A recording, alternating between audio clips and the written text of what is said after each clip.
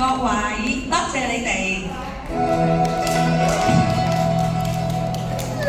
你想講到我實得起掉無端做責罵。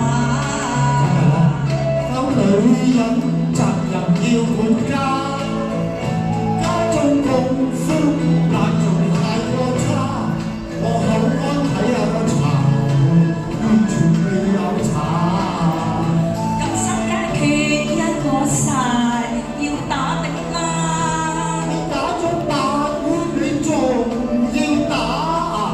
咁未曾食過半鋪換個神，要打的啦。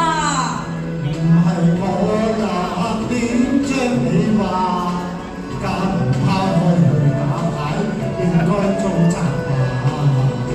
我唔忿氣任你將我話我難做嘛，要我受氣聽佢話好嘛，豈能容讓我唔順氣點下？你再亂咁講説話，我又再打多把圈㗎。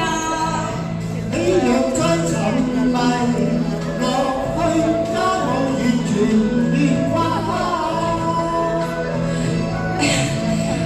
點算係沉迷落去？只係賣鐘娛樂下，又唔係賭狗馬。你當係王爺咁大晒啊，令我少啲盼啊！為什麼老公點解話應要互助，互愛相關心，才算是好對象。你是名分已定下，創造個好家庭，應份以家庭為上，個人就放等下。我父母有家財，豈會你人咁捱罵？有啲會夜咁捱罵。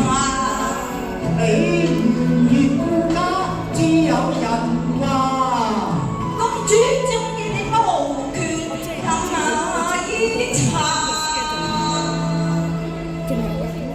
你似住有啲家財，有啲性格，咁就唔係出嫁。你咪出聲，咁冇人會話你假假。你語語